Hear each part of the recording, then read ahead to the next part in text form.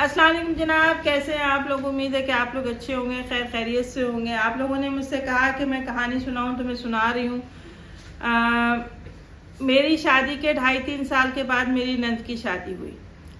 तो जब वो रुखसत होके चली गई और मेरे हस्बैंड उनको घर पहुंचाने के गए थे, अपने मेरे देवर भी जेठ भी सारे सब ये लोग गए थे, तो हम लोग पीछे खवातीन रह गई थी।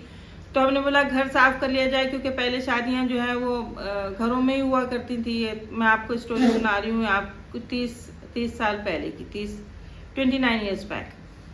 तो जब वो फ्रूट्स वगैरह की पेटियां हम लोग सब साइड में रखने लगे, जो सफाई वगैरह करके हम लोगों ने सब, तो उन पहले ना लकड़ी की पेटियां आती थी, इसकी गत्ते की पेटियां नहीं आती थी।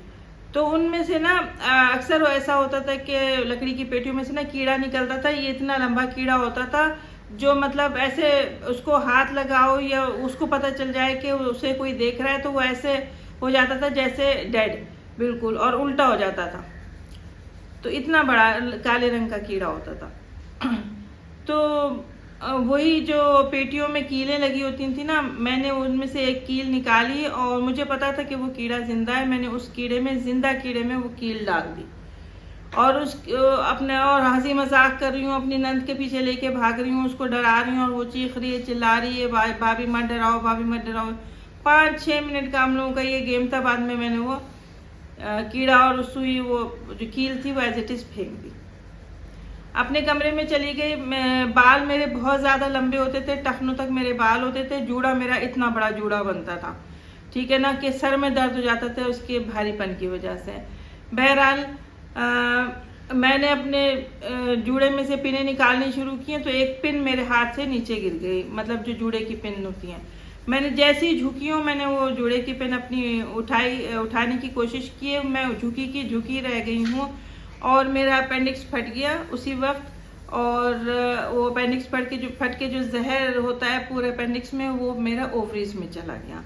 अच्छा, और मैंने वहाँ पे बैठे मतलब झुके झुके, जैसे रुकू में झुकते हैं वैसे उससे कहीं ज़्यादा मैंने चीखना शुरू कर दिया। मेरा पूरा घर इकट्ठा हो गया, पूरी ससुराल इकट्ठी हो गई। मेरी सास रोने पीटने लगी कि पता नहीं इसको क्या हो गया है, ठीक है ना। मेरी सास बहुत अच्छी खातून थी, अल्लाह उन्हें जन्नत नसीब करे। फिर फ़ौरन उन्होंने मेरे हस्बैंड को फ़ोन किया। मेरे हस्बैंड आए, उन्होंने बोला क्या हो गया, ऐसा क्या हो गया कि तुम जो है वो इस तरह से रो रही हो, लेटी हुई हो और झुकी हुई हो, उठ नहीं पा रही हो। मैंने बोला मुझे नहीं मालूम कि मुझे क्या हो गया। 1 सेकेंड में हम लोग गाड़ी में बैठे हैं, सास में और मेरे हस्बैंड। हम लोग अलवसल हॉस्पिटल लेकर गए। मुझे कुछ याद नहीं कि रास्ता कैसे गुजरा कैसे नहीं। मैं इतनी ज़्यादा तकलीफ़ में थी कि आपकी सोच है। अलवसल हॉस्पिटल वालों ने मेरा केस लेने से मना कर दिया। उन्होंने बोला ये हमारे बस का नहीं है, आप इसे ले जाएं, हमें नहीं पता कि इनके साथ क्या है। बहरहाल मैंने अलवसल हॉस्पिटल में ढेरों उल्टियाँ की, सारी उल्टियाँ मेरी सास साफ करती रही, ठीक है ना। ज़्यादातर वो मुझे लेकर घसीट के लेकर जाती थी बाथरूम, वहाँ मुझे उल्टी कराती थी, फिर वहाँ ला के मुझे स्ट्रेचर पे लिटाती थी। बहरहाल उन्होंने मेरा केस लेने से मना कर दिया और कहा कि हम एम्बुलेंस देते हैं आपको, आप जो है वो राशिद हॉस्पिटल चले जाएं दुबई। तो मेरे मियाँ बहुत उनके ऊपर चीखे कि मैं इसको कैसे लेकर जाऊँ यहाँ से। तो उन्होंने बोला हमें नहीं पता, आप इनको यहाँ से राशिद हॉस्पिटल ले जाएं। मुझे वहाँ से राशिद हॉस्पिटल ले गए। राशिद हॉस्पिटल वालों को कुछ समझ में नहीं आ रहा था क्या हुआ। बहरहाल उन्होंने ना, उस ज़माने में मेरे ख्याल में MRI नहीं होगी, या होगी तो मेरी नहीं हुई, मुझे याद नहीं है क्यों। उनको बहरहाल केस समझ में आ गया था। मतलब रात के कोई 2-2:30 बजे मैं राशिद हॉस्पिटल वो मुझे लेकर गए हैं, और सुबह में मेरे ख्याल में मुझे 8 बजे ऑपरेशन के लिए लेकर गए, और तकरीबन दोपहर में 4 बजे उन्होंने मुझे ऑपरेशन थिएटर से बाहर निकाला। जब मुझे होश आया तो 4 बज रहे थे, ठीक है ना। और नर्स जो थी वो मेरे सर से कैप हटा रही थी और बड़बड़ा रही थी कुछ, पता नहीं क्या, तुमने नकली बाल लगवाए हुए हैं, ये विग है तुम्हारी, तुम्हारे बालों से पिनें नहीं निकलती, पता नहीं क्या क्या कह रही थी वो। बहरहाल जब मुझे थोड़ा सा मुझे होश आया, तो आपकी सोच है कि जो मुझे तकलीफ़ थी, ठीक है ना, एक्स्ट्रा तकलीफ़ क्यों। मेरा पहले उन्होंने अपेंडिक्स का ऑपरेशन किया, उनको समझ में आ गया कि इसका जहर ओवरीज में चला गया। फिर मेरा ओवरीज का ऑपरेशन उन्होंने किया, मतलब समझें कि इस साइड से इस साइड तक कितना मतलब फासला होता है वो पूरा उन्होंने काटा और ओवरीज उन्होंने मेरी साफ़ की पूरा। मेरे पास अभी भी पेपर पड़ा हुआ है वो 30-35 साल पुराना। तो अभी मैं उस पर हॉस्पिटल में ही थी तो मुझे न जाने क्या मुझे एकदम से ख्याल आया कि ये इस चीज़ की वजह से हुआ है कि जो मैंने कीड़े को तकलीफ़ दी थी। वो बेजुबान था, ठीक है, लेकिन अल्लाह से उसकी वो थी, लिंक था, ठीक है ना। जब मैंने उसको कीड़े को सुई मारी थी तब उसको कैसा फील हुआ होगा, उसने अल्लाह से बद्दुआ की होगी कि अल्लाह जो जिस तकलीफ़ से इसने मुझे गुजारा है ना तो इसको इस तकलीफ़ से गुजार। और आप सोच नहीं सकते, ऑपरेशन ख़वातीन बच्चे भी पैदा करती हैं, ऑपरेशन से भी होते हैं, ठीक है ना, हमारे भी हुए हैं, लेकिन इतनी तकलीफ़ नहीं होती, ठीक है ना, जितनी तकलीफ़ मुझे थी। 2 ऑपरेशन एक साथ, अपेंडिक्स का फिर ओवरीज का। आपकी सोच अच्छे से समझ में आ गई थी कि ये उस कीड़े की बददुआ है, ठीक है ना, जो उसने मुझे दी थी उस वक्त। तो आप ये सोचें कि हम जाने अनजाने में कितने लोगों को दुख दे जाते हैं, कितने लोगों को तकलीफ़ दे जाते हैं, और जैसे कोई बात ही नहीं है, जैसे कुछ हुआ ही नहीं, ठीक है ना। लेकिन दिलों के हाल वो जानता है, चाहे वो एक कीड़े के दिल का हाल हो या एक इंसान का, ठीक है। तो हमें हर चीज़ में एहतियात करनी चाहिए। मैं किसी को नहीं कुछ कह रही, मैं सिर्फ अपना बता रही हूँ कि उसके बाद से मैंने शायद एक चींटी भी नहीं मारी होगी। कोशिश करती हूँ कि मैं चूंटियों को भी ना मारूँ। जब बहुत ज़्यादा हो जाती हूँ तो किसी और से बोलती हूँ कि पाउडर डाल दो, या चूंटियाँ ज़्यादा हो रही हैं या जाले लगे हुए हैं, तो कभी बेटी साफ़ करती थी कि भाई हस्बैंड साफ़ कर देते हैं। मैं कोशिश करती हूँ कि मैं ना मारूँ, क्योंकि हमें नहीं मालूम कि किसकी अब मैंने उसके साथ ज़्यादती की थी ना, मैंने उसके साथ गलत किया था। एक जानदार चीज़ मुझे पता है, जिंदा मैंने उसके अंदर कील डाल दी, उसको कितनी तकलीफ हुई होगी।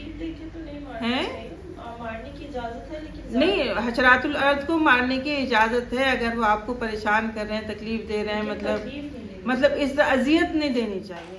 ये जो आप रिकॉर्डिंग देख रहे थे अभी थोड़ी देर पहले, ये तकरीबन कोई रात के 2:30-3 बजे हम लोगों ने रिकॉर्ड की थी। उधर कहने लगी कि मम्मी इतने लोग आपको बोल रहे हैं, सुना दें अब आप। तो मैंने बोला चलो ठीक है। ये नाश्ता तकरीबन सुबह 6 बजे बन रहा था, बेटे को जाना था ड्यूटी, मैंने उसके लिए भी बनाया था नाश्ता, मियाँ के लिए भी, अपने लिए भी, सबके लिए। तो वो कहने लगा मुझे खाना नहीं है। मैंने चलो ठीक है, तुम्हारी मर्ज़ी। अब हम लोग जब भी अंडे फ्राई करते हैं ना, ये अपना हाफ़ फ्राई एग्स, तो हम क्या करते हैं कि किसी भी प्लेट में डालने से पहले ना अंडों को तो हम फॉइल चढ़ा देते हैं, क्योंकि अंडों की जो जर्दी है ना वो इतनी बिसांदी होती है कि सारे बर्तन जो है वो स्मेल करने लगते हैं। तो हम लोग का तकरीबन को ये मेरा 30-35 साल से मैं यही कर रही हूँ कि जब भी अंडे बनाती हूँ तो प्लेट पे फॉइल चढ़ा देती हूँ, फॉइल एज इट इज़ फेंक जाता है। अच्छा, बहरहाल ये भी बहुत ज़्यादा ख़तरनाक होता है, फॉइल पर डायरेक्ट हीट नहीं देनी चाहिए। ये पता नहीं हम लोगों को क्यों ये बात समझ में नहीं आती। हम लोग तो मुर्गियाँ भी इनमें लपेट के बना रहे होते हैं, दूसरी चीज़ें भी बना रहे होते हैं, जो कि बहुत ज़्यादा ख़तरनाक है। बहरहाल मुझे उम्मीद है कि आप लोगों ने जो मेरी ये वीडियो देखी होगी, जिसमें मैंने आपको अपने ज़िंदगी का ये छोटा सा एक्सपीरियंस बताया, तो आप लोगों को अच्छा लगा होगा। अच्छा, ये फिर हुदा जो है वो ये डोरिटोज़ का और ये बनाने लगी, मुझे बहुत पसंद आया था, मैंने बोला मुझे बना दे। दरअसल ये खाया था हम लोगों ने, ये अपना मोहम्मद को हम लोग लेके गए थे, एक बच्चों की फ़िल्म लगी हुई थी, डायनासोर की कोई फ़िल्म थी मेरा ख्याल, हाँ जुरासिक पार्क, 3री या 4थी थी, तो याद नहीं है, और इतनी घटिया थी, अल्लाह माफ़ करे। दिल कर रहा था कि बस इस डायनासोर को बोलें कि हमें खा जाए, इतना बोर था। हम लोगों ने आधी देखी थी, मोहम्मद भी तंग आ रहा था, कहता चलें। अच्छा, तो ये वहाँ से आप ही ने जो है वो आइडिया अडॉप्ट किया था और घर में आके बनाया था। अच्छा, हम लोगों ने 2 दिन पहले ही समोसे खाए थे, यहाँ हमारे फिर दोपहर शाम में मोहम्मद के बाल कटवाने गए थे तो समोसे ले आए थे। मैं मतलब ये कि ये वीक समोसा वीक था हम लोगों का। अच्छा, फिर ये दूसरे दिन का शाम का व्लॉग है, ये आप ही को फिर क्रेविंग होनी शुरू हो गई थी बर्गर्स की, तो आप ही ने जो है तकरीबन ये 1.5 दिन का व्लॉग है जो हम आपके साथ शेयर कर रहे हैं। तो फिर आप ही ने जो ये हार्डीज़ मंगवा लिया था। अच्छा, मैं भी शौक़ से खा लेती हूँ हार्डीज़, बच्चे भी खा लेते हैं, लेकिन अब नहीं मंगवाएंगे क्योंकि इतना ज़्यादा खा लिया है कि उलझन होनी शुरू हो गई है। और हार्डीज़ अगर मिर्चों के बगैर खाया जाए तो किसी काम का नहीं, तो मुझे तो नहीं पसंद और ना मेरी बहन छोटी को पसंद है।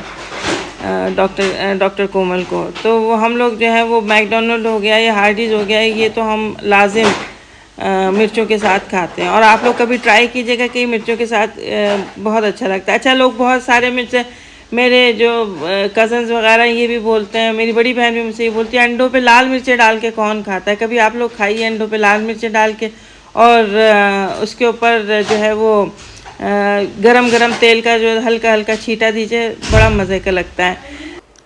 और अगर आप लोगों को हमारी वीडियो समझ आती हो, पसंद आती हो, तो प्लीज़ इसको लाइक किया कीजिए, सब्सक्राइब भी किया कीजिए और शेयर भी किया कीजिए। अल्लाह हाफिज़।